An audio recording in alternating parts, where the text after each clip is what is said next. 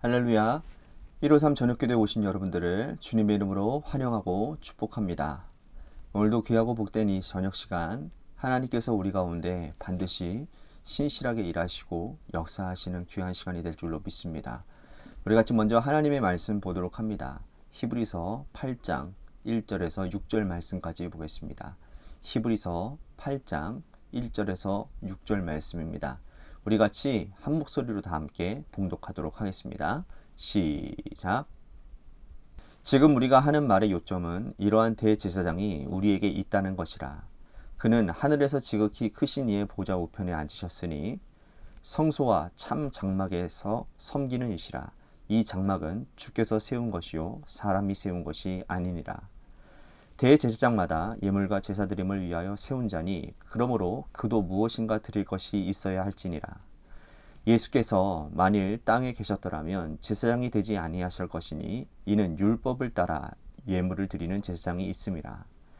그들이 섬기는 것은 하늘에 있는 것의 모형과 그림자라. 모세가 장막을 지으려고 할 때에 지시하심을 얻은 것 같으니 이르시되 삼가 모든 것을 산에서 내게 보이던 본을 따라 지으라 하셨느니라. 그러나 이제 그는 더 아름다운 직분을 얻으셨으니 그는 더 좋은 약속으로 세우신 더 좋은 언약의 중보자시라. 아멘. 아이들은요 모형 장난감을 참 좋아합니다. 특히나 남자 아이들은요 누가 가르쳐주지 않아도 모형 자동차를 가지고 즐겁게 가지고 노죠. 처음에는 모형 자동차만 가지고 놀다가 조금 시간이 지나면 블록으로 이 자동차가 지나갈 수 있도록 도로를 만듭니다. 나중에는요, 이 블록으로 자동차 마을을 만들고 즐거워해요. 여자아이들은 다르지 않습니다. 여러분들, 처음에는 인형 몇 개만 가지고 놀다가 시간이 지나면 인형이 살집을 만들고 또 거기 안에 살림살이를 장만을 해요. 자, 그런데 더 시간이 지나서 성장하여 성인이 되면 더 이상은 모형에 집착하지 않습니다. 이제는 모형이 아니라 실제 자동차를 운전하고 진짜 부엌에서 음식을 만들기 때문인 거죠. 자, 성장한다라는 것이 바로 이런 의미인 것 같습니다. 믿음의 성장, 신앙의 성숙도 같은 이치가 아닐까 생각이 되어져요. 믿음이 어릴 때에는 모형을 보고 모형에 집착하지만 믿음이 자라면 실제 모습을 보고 즐거워하는 거예요. 오늘 본문에서 히브리서 기자는 어린 신앙과 성장한 신앙을 비교해서 설명을 하고 있습니다. 어릴 때에는 모형과 그림자에 집착하지만 믿음이 성장한 후에는 참된 것을 본다라고 말을 하는 거예요. 이스라엘 백성들이 수천 년 동안 생명처럼 여기고 붙잡아 살았던 것이 뭔지 아십니까? 그건 바로 율법 체계였습니다. 그들이 사랑하는 모세 율법, 모세 오경의 핵심은 바로 뭡니까? 제사 제도거든요. 율법에는 성막에서 예배를 드리는 5대 제사가 기록되어져 있고 또 예배를 집례하는 제사장은 어떤 사람이어야 되는지를 아주 상세하게 기록하고 있습니다. 그런데 하나님의 아들 예수 그리스도가 이 땅에 오셨죠. 예수님께서 이 땅에 오신 후로는 믿는 자들에게는 과거의 율법과 과거의 제사에 매이지 않고 오직 예수 그리스도의 말씀과 복음을 가지고 살아가야 함이 성숙한 믿음에 가진 자의 태도라는 것을 말씀하고 있어요. 율법 제도에만 머물러 있다면 그것이야말로 어린 신앙생활을 하고 있다는 것이죠. 자, 그것이 바로 1절 말씀인데요. 우리 1절 말씀을 함께 보도록 하겠습니다. 지금 우리가 하는 말의 요점은 이러한 대제사장이 우리에게 있다는 것이라. 그는 하늘에서 지극히 크신 이의 보좌 우편에 앉으셨으니. 자, 7장에서 우리들이 히브리서 기자는 인간 대제사장과 예수 그리스도를 비교해서 설명하는 부분을 우리들이 보았습니다. 인간 대제사장은 영원하지 않죠. 육체가 무너지면 세상을 떠나게 됩니다. 그러면 또 다른 대제사장이 이 제사 제도를 이어받아야 되는 거예요. 그렇게 해서 오랜 시간 동안 수많은 대제사장들이 지나갔어요. 하지만 예수님은 영원히 계시는 분이시죠. 부활하시고 하나님 보좌 우편에 앉아 계시는 그 단 한 분 영원한 대제사장이 되셨다라는 거예요. 인간 대제사장은 허물이 많습니다. 죄가 있습니다. 그래서 예배 드리기 전에는 반드시 자신의 죄를 속죄해야 되는 예물을 드려야 됐지만, 그런데 예수님은 그렇지 않죠. 단번에 자기 몸을 거룩한 제물로 드려졌기 때문에 더 이상은 짐승의 제물이 필요 없게 되었다는 거죠. 이분이 바로 더 나은 언약의 대제사장 되시는 예수 그리스도다라고 우리들이 7장 말씀에서 우리들이 살펴보았습니다. 그러면서 2절 말씀을 우리들이 함께 보겠습니다. 성소와 참 장막에서 섬기는 이시라. 이 장막은 주께서 세운 것이요 사람이 세운 것이 아니니라. 예수님께서 오시기 전 이 땅에는 성막이 있었고 성전이 있었습니다. 하나님의 말씀을 받아 모세가 지은 성막이 있었고 또 솔로몬이 지은 성전이 있었으며, 솔로몬 이후에는 수룹바벨의 성전이 있었어요. 또 예수님 당시에는 헤롯 성전이 있었습니다. 하지만 인간의 손으로 지은 이 성전들은 완전하지 않았고 영원하지 않았습니다. 성막은 시간이 지나면 무너지고, 또 솔로몬의 성전은 남유다 말기에 바벨론에 의해서 철저하게 파괴되어졌고, 헤롯 성전도 마찬가지였죠. 로마에 의해서 완전히 불타 없어지게 되었습니다. 인간이 만든 성전은 이렇게 연약하고 부서지는 모형 같으니 하나님께서 지으신 성전, 곧 하늘에 있는 것을, 그 영원한 성전을 사모하라 라고 주님 말씀하는 거예요. 예수님께서는 자신의 육체를 성전이라고 말씀을 하십니다. 이 성전을 3일 만에 다시 세울 것이다 라고 말씀하셨죠.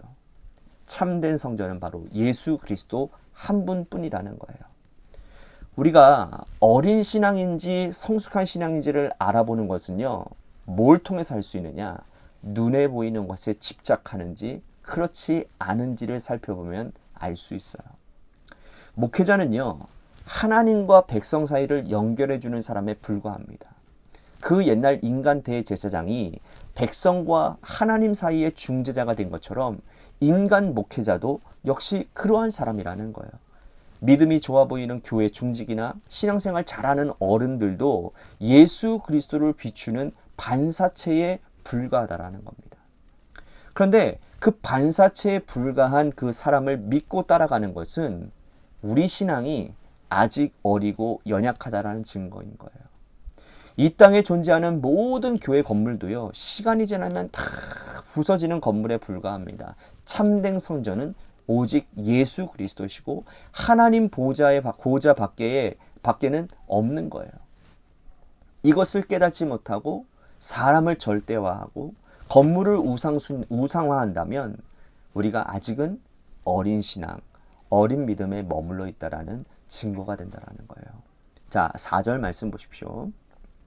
예수께서 만일 땅에 계셨더라면 제사장이 되지 아니하셨을 것이니 이는 율법을 따라 예물을 드리는 제사장이 있음이라. 예수님이 이 땅에 제사장이 되실 이유가 없어요. 이 땅에 있는 제사장은 혈통을 따르는 레위인의 후손입니다. 하지만 예수님은 우리가 7장 말씀에서 우리들이 살펴보았듯이 멜기세덱의 반차를 쫓아낸 대제사장으로서 하나님의 아들이시면서 완전한 대제사장인 동시에 완전한 성전이신 거예요. 그래서 5절 말씀에 보면 그들이 섬기는 것은 하늘에 있는 것의 모형과 그림자라. 모세가 장막을 지으려 할 때에 지시하심을 얻음과 같으니 이르시되 삼가 모든 것을 산에서 내게 보이던 본을 따라 지으라 하셨느니라. 그러니까 하늘에 있는 것의 모형과 그림자가 이 땅에 있는 대제사장이요, 동시에 이 땅에 있는 성막과 성전이라는 거예요. 그러므로 우리가 어린 신앙에 머물러지 않고 성숙하고 깊이 있는 믿음으로 나아가려면 더 좋은 언약의 중보이신 예수 그리스도를 붙들어야 된다는 거예요. 예수님의 말씀이 기준이 되어지고 예수님의 말씀을 붙잡아야 된다는 거예요. 6절 말씀이 그 말씀이에요. 6절 말씀 볼까요?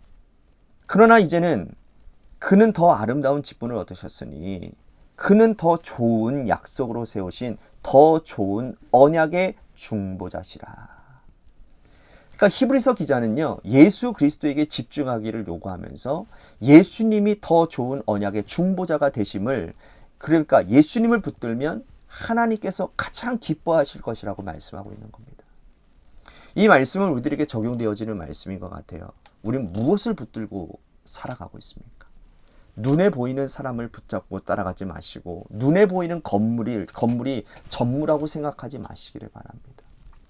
이것은 다만 모형과 그림자에 불과한 거예요.